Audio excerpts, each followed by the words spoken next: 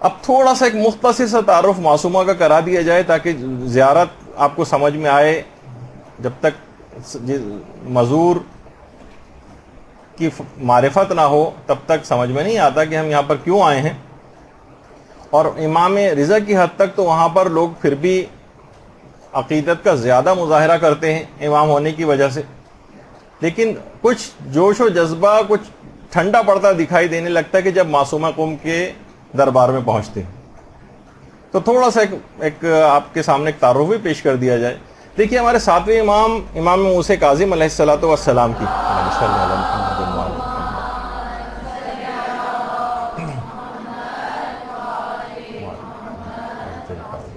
چار بیٹیاں تھیں. اچھا, چاروں کا نام امام نے فاطمہ رکھا تھا.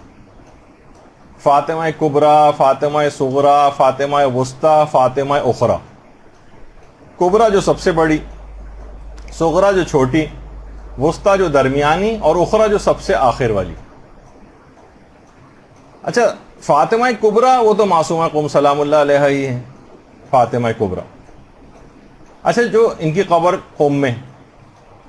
فاطمہ صغریٰ یہ آذربائیجان کا جو کیپٹل ہے باکو, وہاں پر مدفون. یعنی معصومہ قوم کی ایک بہن آذربائیجان کا جو وہاں باقاعدہ ان کا بہت بہترین مزار بھی, یہ فاطمہ صغریٰ. تیسری بہن فاطمہ وسطیٰ, ان کی قبر اصفہان میں, ایران میں اصفہان شہر جو. اور چوتھی بہن فاطمہ اخریٰ, یہ تو اس وجہ سے نسبتی اعتبار سے کہ کون چھوٹی, بڑی, درمیانی اور سب سے آخری, یہ تو نام کا حصہ نہیں ہے بلکہ بعد میں پہچاننے کے لیے. فاطمہ جو تھی فاطمہ اخریٰ, ان کی قبر مبارک رشت میں ہے, ایران کا جو شہر رشت, یہ ان کی قبر مبارک ہے. فاطمہ اخریٰ سلام اللہ علیہ. اللہم صلی علی محمد.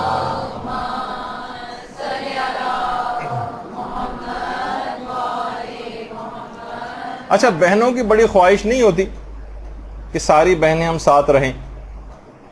کیسے ایسے مظالم ہوئے تھے کہ ساری بہنیں بھی سب ایک دوسرے سے جدا ہو گئیں, اور کہاں کہاں جا کر انہوں نے انتقال کیا اور شہادتیں پائیں. تو یہ اس زمانے کے مظالم, یہ صرف آج کل کے دور کے اعتبار سے صاحبان ایمان پریشان ہو جاتے ہیں, لیکن اس زمانے کے اعتبار سے بھی اگر آپ دیکھیں تو کتنے مظالم ہوئے کہ سب بہنیں الگ الگ شہروں کے اندر جدا ہو گئیں اور وہیں پر ہی پھر مدفون ہوئیں. اور اس لحاظ سے اگر آپ دیکھیں کہ یہ جو شہزادی معصومہ ہیں 173 ہجری میں مدینے میں پیدا ہوئی ہیں, اور فقط 28 سال کی مختصر سی زندگی میں قم میں شہادت پائی ہے اور وہیں پر مدفون ہو گئی. اچھا, جب باپ شہید ہو گئے, 5 سال کی عمر تھی معصومہ کی کہ باپ بھی شہید ہو گئے, اور اس کے بعد ہارون کی موت کے بعد مامون نے بھی وہی ظالمانہ روش اپنے باپ کی قائم رکھی اور زبردستی امام رضا کو خراسان جو ہے طلب کیا, جس کا پچھلی دفعہ ہم نے حوالہ دیا تھا. 1 سال تک تو بہت تڑپ تڑپ کر انتظار کیا ہے معصومہ نے بھائی کی جدائی کا. مدینے سے خراسان امام کو لے جایا گیا تھا. 1 سال تک تو انتظار کرتی رہیں کہ شاید بھائی اب واپس آ جائیں, اب آ جائیں, لیکن جب آنے کی کوئی امید باقی نہ رہی تو جدائی برداشت نہ ہو سکی اور خود خراسان کا رخ کیا, اور اپنے بھائیوں اور بھتیجوں کے ساتھ, 5 تو بھائی تھے اور بھتیجے ملا کر 23 افراد بنتے تھے. ساوا جو قوم کے قریبی ایک جگہ ہے, جب وہاں پر یہ قافلہ پہنچا ہے تو دشمنان اہل بیت نے حکومتی کارندوں کے ساتھ مل کر اس قافلے کے اوپر حملہ کیا باقاعدہ, اور معمولی سی ایک جنگ ہوئی جس کے اندر یہ سارے کے سارے بھائی اور بھتیجے شہید ہو گئے. سارے بھائی قتل کر دیے گئے, سارے بھتیجے مار دیے گئے. اتنا شدید صدمہ ہوا معصومہ قوم کو کہ بیمار پڑ گئیں, اور اس کے بعد لوگوں سے کہا کہ مجھے قوم لے چلو. میں نے اپنے بابا سے سنا ہے کہ قوم ہمارے شیعوں کا مرکز ہے, مجھے وہاں لے کے چلو. بہرحال قوم کے افراد کو پتہ چلا کہ معصومہ قوم تشریف لا رہی ہیں, تو بزرگان قوم کو جب اطلاع ملی تو فوراً دوڑتے ہوئے سارے کے سارے والہانہ طور پر استقبال کے لیے آئے اور خوشی سے بے حال ہو گئے اہل قوم. اور موسیٰ ابن خزرج اشعری جو ایک وہاں کے ایک بہت بزرگ تھے، اہل قوم میں سے بزرگوں میں شمار ہوتے تھے، باقاعدہ آئے ہیں اور معصومہ قوم کے اونٹ کی مہار تھام کر شہر قوم کے اندر داخل ہوئے۔ انہی کے گھر پر معصومہ قوم نے قیام بھی کیا، اور باقاعدہ ایران کے اندر اس کے جو ویژول کچھ پلیز وغیرہ بنائے جاتے ہیں، اس میں اس پورے واقعے کو نمایاں طور پر وہ لوگ اس کو بناتے ہیں اور لوگوں کے سامنے پیش کرتے ہیں۔ 17 دن تک معصومہ قوم میں رہی ہیں اس کے بعد، اور اسی بیماری کی حالت میں، شدید ترین بیماری تھی، دن و رات عبادت میں مصروف رہتی تھیں اور اللہ سے اسی طرح سے راز و نیاز کرتی تھیں، جس کی وجہ سے ان کا ایک لقب بھی ہے مریم آل محمد۔ جس طرح سے حضرت مریم عبادت کیا کرتی تھی، اسی طریقے سے معصومہ قوم کی عبادت بھی۔ کم عمری ہی میں اس طرح سے پھر 17 روز صرف قوم کے اندر رہی ہیں، اور اسی 17 روز کے بعد قوم کے اندر شہادت پائی ہے، انتقال ہوا ہے۔ البتہ ہمارے علماء میں سے جعفر مرتضی عاملی نے باقاعدہ کتاب لکھی ہے، جس میں انہوں نے یہ بات بیان کی ہے کہ اور رجحان اپنا اس پہ ظاہر کیا کہ معصومہ قوم سلام اللہ علیہ وہ ان کو ایک عورت نے زہر دے کر شہید کیا۔ البتہ انتقال کی بھی روایتیں ہیں، بیماری کے باعث اور صدمات کے باعث، اور ایک روایت یہ بھی ہے کہ وہ زہر جفا کے ہاتھوں شہید ہوئیں۔ 17 روز تک موسیٰ بن خزرج اشعری کے گھر کے اندر ہی قیام کیا تھا، اور وہاں آج بھی اب وہ گھر جو ہے ایک مدرسہ وہاں پر ہے، اس کا نام ہے مدرسہ سیدہ۔ اس میں باقاعدہ ایک عبادت گاہ بھی ہے کہ جہاں پر معصومہ قوم عبادت کیا کرتی تھی، اور اس جگہ کا نام بیت النور، لیکن بہرحال ایک مدرسے کے اندر ہے۔ اچھا، جب شہید ہو گئی ہیں معصومہ، تو اس کے بعد قوم کی جو مقدس خواتین تھیں وہ آئی ہیں، انہوں نے غسل اور کفن کے فرائض انجام دیے، لیکن ایک بہت بڑا مسئلہ ایک اہل قوم کے لیے ہو گیا۔ وہ یہ تھا کہ کوئی محرم موجود نہیں تھا کہ جو معصومہ کے جسم اطہر کو قبر کے اندر اتارے اور ان کو دفن کرے۔ سارے اہل قوم شدید پریشان تھے کہ اس موقع پر کیا کریں، اور ایک انتہائی متقی و پرہیزگار ایک بزرگ کا اہتمام کیا گیا جن کا نام قادر تھا۔ کہا کہ ان کا انتخاب کرتے ہیں۔ قادر خود بہت گھبرائے ہوئے تھے، کیسے معصومہ قوم کو کہ جسم اطہر کو قبر کے اندر اتارے۔ اب یہ سب پریشان قبر کے گرد کھڑے ہوئے تھے کہ اچانک سے دیکھا کہ 2 بزرگوار ہستیاں گھوڑے پر سوار تشریف لا رہی ہیں۔ اللہم صلی علی محمد وعلی محمد۔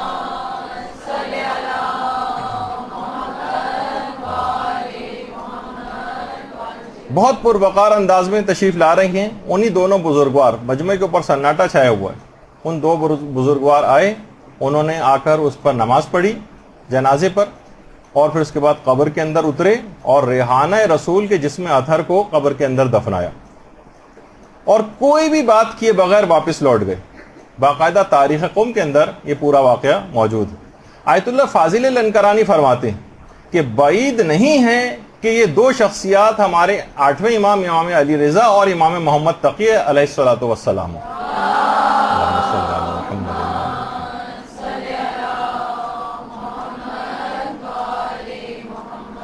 تدفین کے فرائض ان دونوں ائمہ معصومین علیہ السلام نے انجام دیے ہیں، اور جو اس فریضے کی ادائیگی کے بعد دوبارہ خراسان واپس تشریف لے گئے قوم سے۔ تو دفن کے بعد قبر کے اوپر اہل قوم نے باقاعدہ بوریے کا ایک سائبان پہلے بچھایا اس پر سائے کے لیے، اور سالوں کے بعد جب ہمارے امام محمد تقی علیہ الصلوۃ والسلام کی بیٹی زینب یہاں سے گزری، اللہم صلی علی محمد وعلی محمد،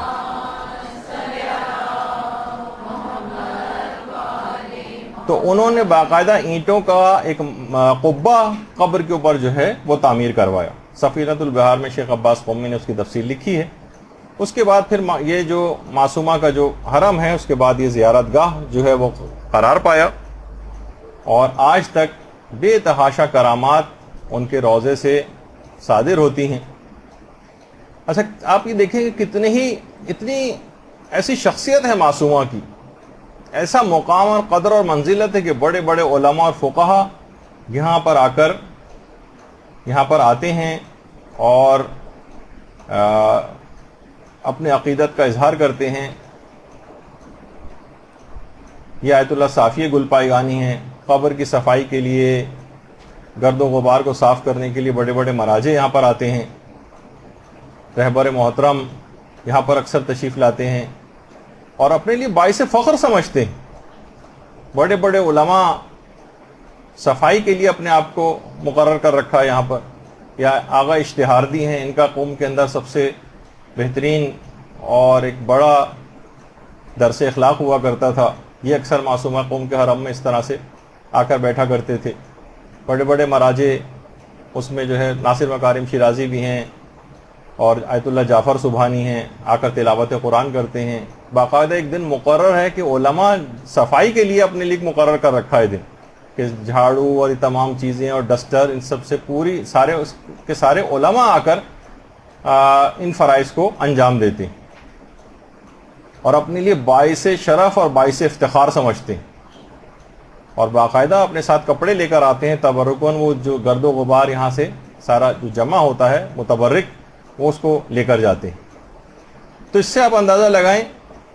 اور اتنی زیادہ کرامات ہیں باقاعدہ کہ پوری کتاب اس موضوع پر لکھی گئی ہے. وہ کرامتیں جو خود حرم کی خدام نے دیکھی، عنایات معصومیہ کے نام سے پوری کتاب موجود ہے اس پر.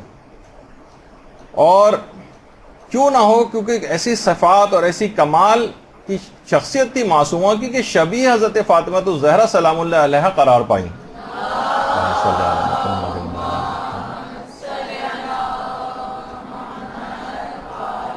جب بھی کہا جاتا ہے کہ وہ فاطمہ جن کی قبر مدینے میں گم ہو گئی تھی، وہ قوم کے اندر ظاہر ہو گئی.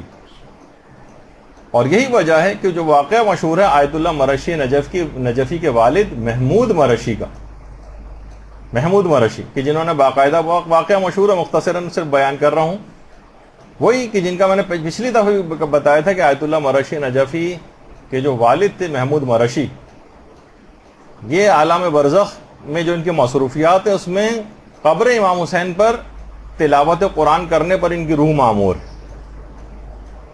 امام حسین کی قبر مبارک کا اندرونی حصہ ہے. درود بھیجیے محمد و آل محمد صلی اللہ علیہ وسلم.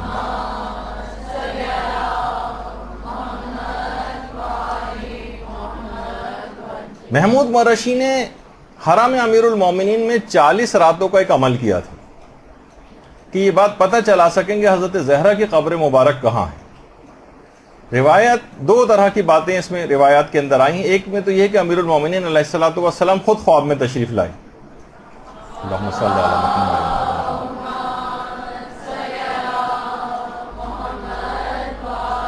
اور آیت اللہ محمود مرشی سے پوچھا کہ حضرت زہرا کی قبر کیوں معلوم کرنا چاہتے ہو کہ کہاں ہے؟ کہا کہ مولا اس وجہ سے تاکہ ہم زیارت کر سکیں. کہا کہ میں زہرا کی وصیت کو پائمال کر کے تم کو ان کی قبر کا پتہ نہیں بتا سکتا کہ ان کی قبر اصلی کہاں ہے.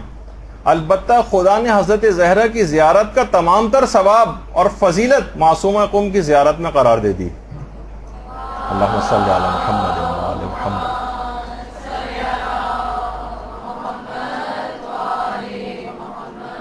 اور دوسرے طریقے سے جو واقع آیا ہے اس میں کہ یہ امیر المومنین کے بجائے 5ویں اور 6ٹھے امام ان کی خدمت میں محمود مرشی جو ہے وہ حاضر ہوئے اور خواب میں ان دونوں نے پوچھا کہ تم کیوں معلوم کرنا چاہتے ہو. تو انہوں نے سارا واقعہ یہ بتایا کہ تاکہ ان کی زیارت کر سکو. تو امام نے فرمایا تمہیں کریمہ اہل بیت کا دامن تھامنا چاہیے. اچھا، واقعے کے اندر یہ ہے کہ آیت اللہ محمود مرشی یہ سمجھے کہ گویا امام کا حکم حضرت زہرا کے بارے میں ہے. انہوں نے عرض کیا میری جان آپ پر قربان، میں نے یہ ختم قرآن حضرت زہرا کی قبر کا مقام جاننے کے لیے تو کیا تھا تاکہ میں آپ کی قبر کی زیارت کر سکوں. امام نے فرمایا میری بات سے مراد قم میں فاطمہ معصومہ کی قبر ہے، اور فرمایا کہ بعض مصلحتوں کی بنا پر اللہ نے ارادہ فرمایا ہے کہ فاطمہ زہرا کی قبر مخفی رہے. اس وجہ سے ذات باری نے قم میں حضرت معصومہ کی قبر کو حضرت زہرا کی قبر شریف کی جلوہ گاہ قرار دیا. تو آپ نے دیکھا کہ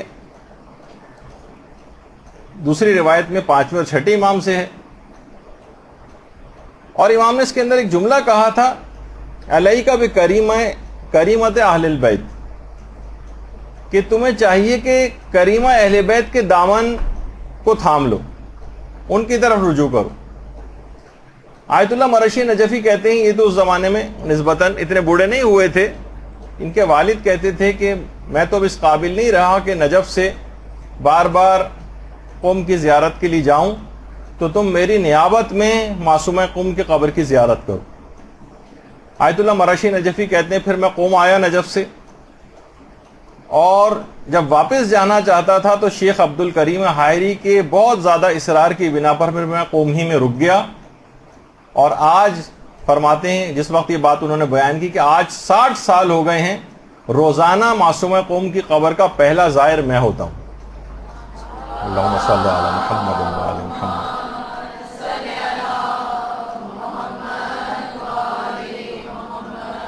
وہاں پر سوچیے کہ حضرت زہرا کی قبر مبارک لوگ مدینے میں تلاش کرتے پھر رہے ہوتے ہیں، اور جہاں جہاں احتمال ہوتا ہے وہاں جوش عقیدت سے جاتے ہیں، لیکن وہی زائرین جب قم میں جاتے ہیں تو ان کا جوش و جذبہ کچھ ٹھنڈا پڑتا ہوا نظر آتا ہے، جبکہ وہی فضیلت اور وہی شرف ان کی زیارت کا وہی ثواب قرار دے دیا گیا ہے جو کہ حضرت زہرا کی قبر مبارک کا ہے، معصومہ قم کی قبر کا اتنا زیادہ ثواب۔ اچھا، اتنی زیادہ کرامتوں کا ظہور ہوتا ہے روضے سے کہ خود آیت اللہ عراقی فرماتے ہیں کہ میرے ہاتھ پر ورم آ گیا تھا، خود آیت اللہ عراقی نے کہا، اور میری ایسی بیماری ہو گئی تھی کہ ہاتھ کی جلد پھٹنے لگی تھی، اور اتنا میں پریشان ہو گیا تھا، تمام علاج کر کر کے پریشان ہو گیا تھا اور شفا نہیں ملتی تھی، یہاں تک کہ میں وضو سے بھی معذور ہو گیا اور تیمم کرنے لگا نمازوں کے لیے۔ پھر ایک دن میں نے توسل کیا حضرت معصومہ سے، تو مجھے الہام ہوا معصومہ کی طرف سے کہ تم دستانے پہنا کرو۔ میں نے صرف چند ہی دن دستانے پہنے تھے کہ وہ جو کبھی مرض ٹھیک ہونے کا نام نہیں لے رہا تھا، فقط چند دنوں کے اندر اندر ہی ٹھیک ہو گیا۔ اللہم صلی علی محمد۔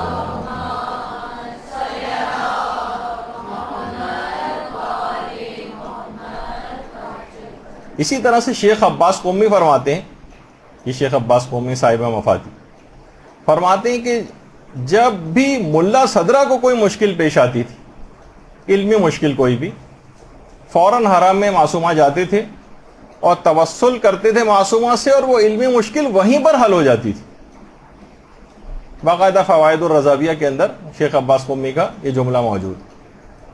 اور حرم کے جو خدام ہیں، حرم کے خادم نے بیان کیا، وہ عنایات معصومیہ میں بھی ہے کہ اس کی بینائی بالکل ختم ہو گئی تھی۔ اس نے ایک کام یہ کیا کہ روزانہ ذریعے مبارک میں حرم کی جو خاک ہے وہ آنکھوں میں لگانے لگا، کہہ رہے جیسے جیسے میں نے لگانا شروع کیا ویسے ویسے بینائی واپس آتی چلی گئی، یہاں تک کہ بالکل بحال ہو گئی، اور آج یہ حال ہے کہ میں بغیر چشمے کے مفاتی اور قرآن کو پڑھتا ہوں۔ اللہم صلی علی محمد۔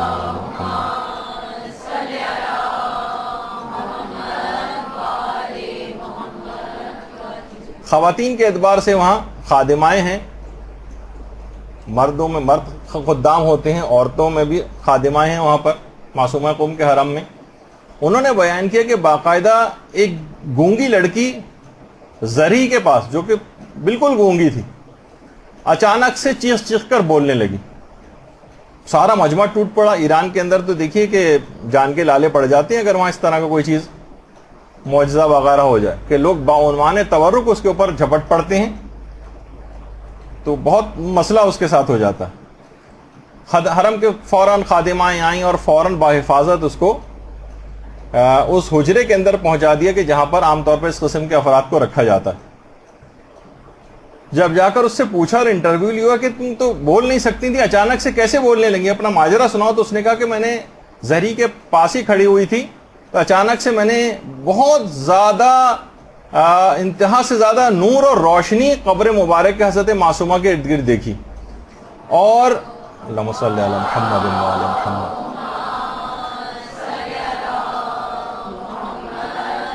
اور میں نے دیکھا کہ اسی قبر مبارک کے اس نور میں سے ایک معظمہ ہیں جو مجھے دیکھ کر کہہ رہی کہ اب تم بالکل ٹھیک ہو گئی ہو، اب تم بول سکتی ہو۔ اسی وقت میں نے چیخ کر بولنا شروع کر دیا، یعنی اس کو بھی یقین نہیں آیا تھا۔ اور یہی وجہ ہے کہ آیت اللہ تقی خنساری بھی یہ بات فرماتے ہیں کہ حرم معصومہ قم ایسی جگہ ہے کہ جہاں پر امام رضا علیہ السلام بھی مداخلت نہیں کرتے، یعنی یہ مکمل طور پر معصومہ کی راجدہانی ہے یہ علاقہ. یعنی جس کو جو بھی وسیلہ بنانا ہے معصومہ قوم کو بنائے. حتیٰ کہ امام رضا بھی سفارش کے لیے قوم آتے ہیں یا معصومہ قوم سے سفارش کرتے ہیں, لیکن براہ راست قوم کے معاملات میں مداخلت نہیں کرتے. خود حجت الاسلام حیدر کاشانی جو کہ جو وہاں کی مسجد گوہر شاد ہے مشہد کی, وہ یہ فرماتے ہیں کہ عشرہ مجالس ایک دفعہ انعقاد ہوا تھا وہاں پر. تو اسی عشرے مجالس میں ایک مومنہ میرے پاس آئی اور آ کر کہنے لگی کہ میرے گھر میں 2 بیمار ہیں اور میں یہاں ان بیماروں کو لے کے براہ راست ادھر آ گئی ہوں مشہد. رستے میں بہرحال قوم بھی پڑتا تھا لیکن قوم وہ نہیں گئی, اور کہہ رہی جب میں یہاں پر آئی ہوں تو میں نے یہاں پر آ کر خواب میں امام رضا علیہ الصلوۃ والسلام کی زیارت کی.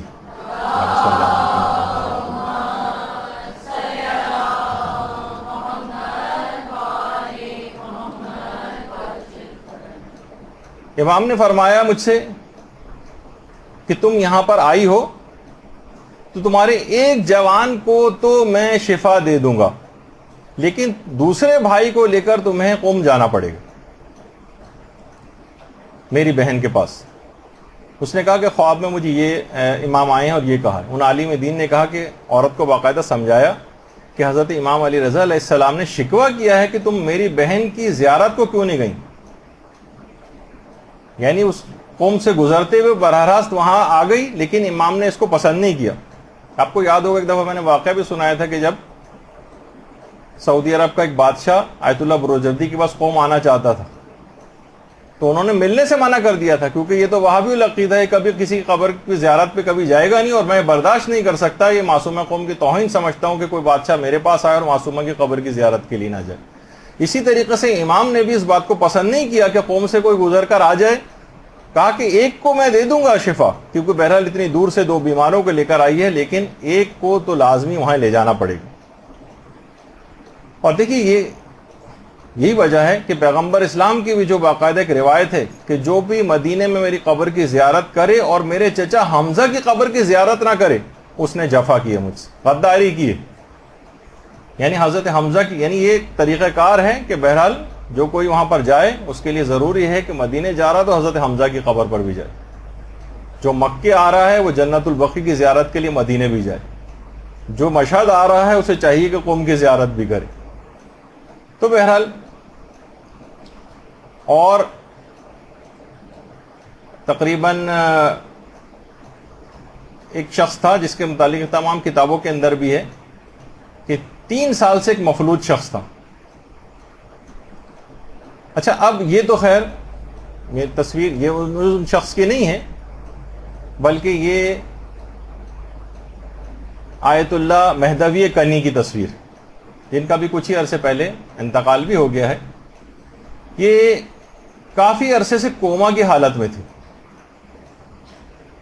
اور حرم کے آستانہ قدس رضوی کی باقاعدہ ایک تبرکات حرم سے مس کر کے لے کر آتے ہیں بیماروں کے اوپر. تو کہتے ہیں کہ کتنے عرصے سے کوما میں تھے, بالکل بے ہوش, اور جب ان کے اوپر یہ چیز جیسے ہی وہاں سے مس کیا ہوا کپڑا ان کے اوپر ڈالا آیت اللہ مہدوی کنی پر ہاسپٹل میں, اسی وقت انہوں نے اپنی آنکھیں کھول دی تھی اور آنکھوں سے باقاعدہ آنسو بہنے لگے تھے. اس کے بعد پھر ظاہر ہے کچھ عرصے کے بعد پھر ہارٹ اٹیک ہوا اور اس کے بعد پھر دنیا فانی سے کوچ کر گئے. لیکن بہرحال یہ کہ اسی وقت یہ بہت حیران کن بات ہوئی کہ اسی وقت یہ اس طرح کا واقعہ ہوا. ہمارے ایک دوست نے تو باقاعدہ تجربہ بھی کیا تھا کہ ان کی کوئی رشتہ دار جن کے جو اسی طرح کی بالکل تقریباً موت جیسی ان کے پاس یا حالت احتضار والی یا ہارٹ بیٹ تقریباً بالکل نہ ہونے کے برابر ان کی ہو رہی تھی, اور اس وقت انہوں نے ان کے کان میں سورہ یاسین کی تلاوت جو ہے اپنے ایئر فون کے ذریعے لگا دی. تو ایک دم سے اسی وقت تیزی کے ساتھ ہارٹ بیٹ جو نمایاں ہو رہی ہوتی ہے مانیٹر کے اوپر, اسی وقت اس کے اندر تبدیلیاں نوٹ کی گئیں فوری طور پر. تو بعض اوقات دیکھیں ان تمام چیزوں کے اندر بہت تبرکات کے اندر بہت ہم لوگ کیونکہ مادیات کے پردے اتنے ہو گئے ہیں, شکوک و شبہات اتنے بڑھ گئے ہیں, اصلاً دیکھا جائے تو عقیدے بھی بہت کمزور ہو گئے ہیں. اس وجہ سے ہم لوگوں کے ساتھ یہ چیزیں پیش بھی نہیں آتی ہیں. تو بہرحال میں اس مفلوج کی بات بیان کر رہا تھا کہ جو 3 سال سے مفلوج تھا، اور وہ اسی حرم میں شفا یابی کی نیت سے باقاعدہ دعائے توسل میں بھی شریک ہوتا تھا، لیکن بہرحال اس کا فالج صحیح نہیں ہو رہا تھا۔ ایک دن اس نے امام رضا کی زری کے پاس آ کر گویا شکایت کی کہ مولا آپ غیر مسلموں کو بھی محروم نہیں کرتے، میں آپ کا شیعہ ہوں، آپ مجھ پر توجہ کیوں نہیں دے رہے ہیں؟ مولا آپ مجھ کو جواب دیں، یا تو مجھے جواب دے دیں یا پھر میں قوم جا کر آپ کی بہن سے آپ کی شکایت کروں گا۔ دیکھیے بہت بڑی بات ہے، بہت ہم لوگوں میں یہ بالکل اس بات کی کہ ہمارا کتنا بھی خدا نہ خواستہ نقصان کیوں نہ ہو جائے، اس قسم کی کوئی ہم لوگوں کے اندر ہمت نہیں کہ ہم امام سے یہ بات کہہ سکیں، لیکن بہت سے لوگ، ہر شخص کے احوال الگ ہوتے ہیں، طریقہ کار الگ ہوتا ہے۔ کہا میں مولا میں آپ کی شکایت کروں گا آپ کی بہن سے جا کر، اور پھر میں ان کو وسیلہ قرار دوں گا۔ وہ کہتا ہے مفلوج اس کو گھر دوبارہ لے کر آئے وہاں سے زری سے، کہہ رہا ہے میں گھر آ کر سویا تو میں نے خواب میں معصومہ قوم سلام اللہ علیہ کی زیارت کی۔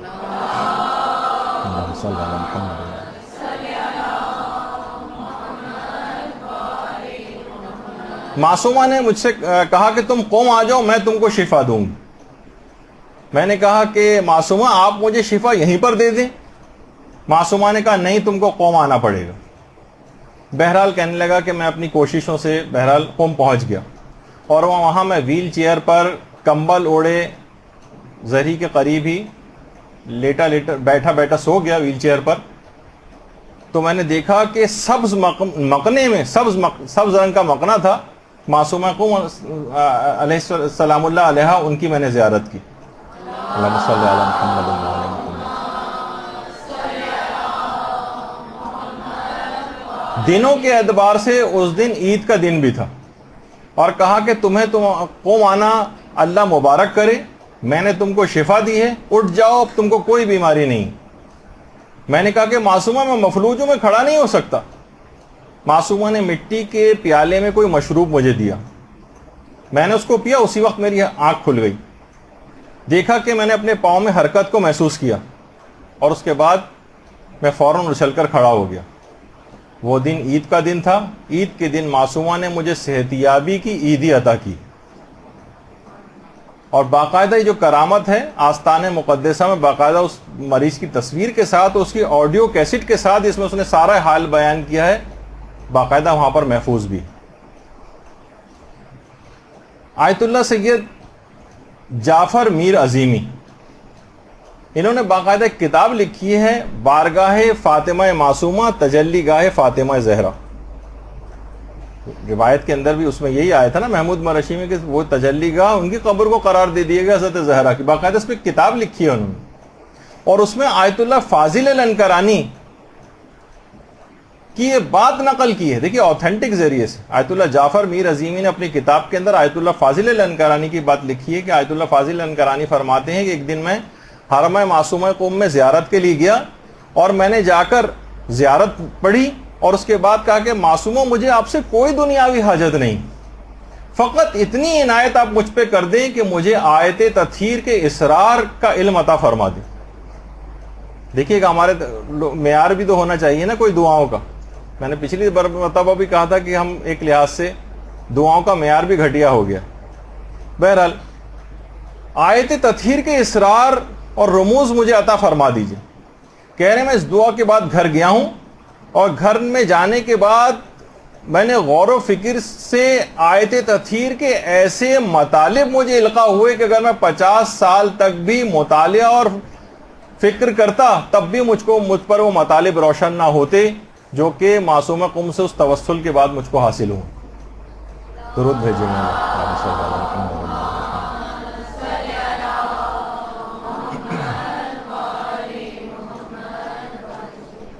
اندازہ کیجئے کہ علماء کا کہ انہوں نے کیسے کیسے فیوز حاصل کیے ہیں۔ علامہ محمد حسین طباطبائی اس قدر احترام، فوق العادہ احترام، یاد ہے آپ کو امام رضا کا بھی ایسی احترام تھا ان کے دل میں، وہ کہتے تھے کہ میں دل تو میرا یہ چاہتا ہے اگر یہ منع نہ ہوتا تو میں صحن سے لے کر اور قبر تک زمین کو بوسہ دیتا ہوا جاتا۔ اتنا زیادہ احترام تھا کہ اس کا احترام کا اظہار کیسے کرتے تھے کہ رمضان میں روزانہ وقت افطار حرم معصومہ قوم میں تشریف لاتے تھے، اور ذریعہ مقدس کو عقیدت سے بوسہ دے کر افطار کرتے تھے، گویا افطار اسی کو قرار دیتے تھے کہ ذریعہ مقدس کو جا کر وقت افطار بوسہ دیں اور اسی کو ہی اپنا افطار قرار دیتے تھے. یعنی کمال احترام معصومہ کا. اور اسی لحاظ سے دیکھیے زائر کا مقام بھی بہت بلند، مقام اپنے زائر کو اپنے مقام کو بھی سمجھنا چاہیے. صرف وہ خریداری کرنے کی جگہ نہیں ہے بلکہ کچھ اس طرح کی چیزوں کو حاصل کرنے کی جگہ بھی. کہ ہمارے 8ویں امام نے جو جملہ ارشاد فرمائے کہ من زارہ فلہ الجنہ، جس نے بھی معصومہ قوم کی قبر کی زیارت کی، بہت سی جگہوں میں معرفت کے ساتھ کا لفظ بھی آیا ہے، اس کے لیے جنت. اور امام محمد تقی علیہ الصلوۃ والسلام کا جو جملہ ہے، اللہم صلی علی محمد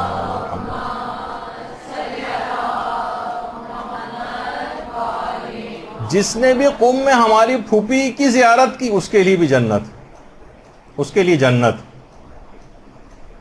اور یہ بھی کہا، یہ بھی ہمارے 8ویں امام کا ہی ہے کہ اس نے زیارت کی ان کے حق کو پہچانتے ہوئے، عارفن بحقھا فلہ الجنہ، اس کے لیے جنت. اور عارفن کے معنی میں نے پچھلی دفعہ بھی بتایا تھا کہ ان کو ان کی اطاعت کرنا، ان کے فرامین کے مطابق چلنا، جو اس طریقے کار سے زیارت کرے گا اور اس دماغ میں رکھتے ہوئے ان کی پیروی کا ارادہ کرتے ہوئے، اس کے لیے جنت. اور اتنا زیادہ اپنے زائرین کی فکر ہے، جیسے آپ نے پچھلی دفعہ بھی سنا تھا کہ جس قدر اپنے زائرین پر امام رضا مہربان، اسی طرح سے ان کی بہن بھی اپنے زائرین پہ حد سے زیادہ مہربان. آیت اللہ مرشی نجفی فرماتے ہیں کہ ایک دفعہ میں سونے کے لیے لیٹا ہوا تھا، اچانک سے بی بی معصومہ قم سلام اللہ علیہا میرے کمرے میں تشریف لائیں. بہت سارے واقعات ہیں آیت اللہ مرشی نجفی، 60 سال ایسے ہی تو نماز شب سے بھی پہلے حرم کے دروازے کھلنے سے پہلے جا کر 1 گھنٹہ بھر پہلے جا کر بیٹھے ہوتے تھے اور پہلے ظاہر ہوتے تھے. کہہ رہے میں سونے کے لیے لیٹا تو اچانک دروازہ کھلا اور بی بی معصومہ قم میرے کمرے میں تشریف لے آئیں، کیونکہ وہ رشتے میں میری پھوپھی بھی ہوتی ہیں. علم الانصاب کے بہت بڑے ماہر تھے آیت اللہ مرشی نجفی. تو انہوں نے آ کر کہا سید شہاب اٹھو، نام تھا سید شہاب الدین مرشی نجفی، اصل نام تو ان کا شہاب تھا. کہا کہ سید شہاب اٹھو، حرم میں میرے زائرین سردی سے جاں بحق ہونے والے، فوراً جلدی جاؤ اور انہیں بچاؤ. بلا تعامل میں اٹھا اور روانہ ہو گیا. حرم کا جو شمالی دروازہ ہے میدان آستانہ میں، وہاں میں نے دیکھا کہ کچھ ہندوستانی اور پاکستانی زائرین سردی سے ٹھٹر رہے ہیں اور برا حال ہے. میں نے فوراً دروازے پیٹ پیٹ کر خدام کو اٹھایا اور ان سے دروازے کھلوائے اور اس کے بعد زائرین کو اندر لے گیا، جہاں جا کر انہوں نے سکون کا سانس لیا.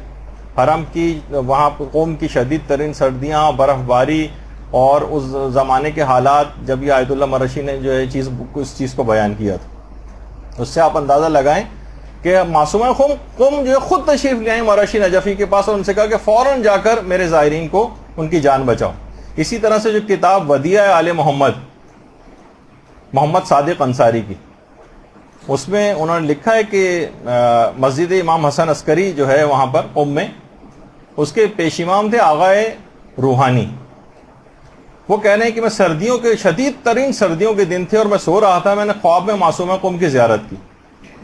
معصومہ قم نے کہا کہ فوراً اٹھو اور میناروں پر جا کر چراغ کو روشن کرو. کہہ رہے میں فوراً اٹھا اور بھاگا، کیونکہ حکم تھا. بہرحال بھاگا میں گیا اور حرم کے جو مینار تھے ان میں چراغوں کو روشن کیا. اس تصویر میں بھی اگر آپ غور سے دیکھیں تو باقاعدہ آپ کو سمجھانے کے لیے کہ یہ واقعہ کس طرح سے ہوا ہوگا، باقاعدہ ہم نے اس پہ چراغ بھی بنا کے دکھایا تاکہ آپ ویژوالائز کر سکیں. فوراً میں نے تعمیل احکام کی، چراغ روشن کیے اور اس کے بعد پھر آ کر سو گیا. صبح کو جب میں گیا تو زائرین کچھ وہاں پر نئے آئے ہوئے تھے اور آپس میں باتیں کر رہے تھے کہ کل ہمارے ساتھ بی بی نے ایک بڑا عجیب معجزہ دکھایا، ورنہ تو اگر حرم کے کل میناروں کے چراغ روشن نہ کیے جاتے تو ہم حرم کا راستہ ہرگز نہ پا سکتے اور سب سردی کی وجہ سے ہلاک ہو جاتے. تو درود بھیجیے محمد و آل محمد.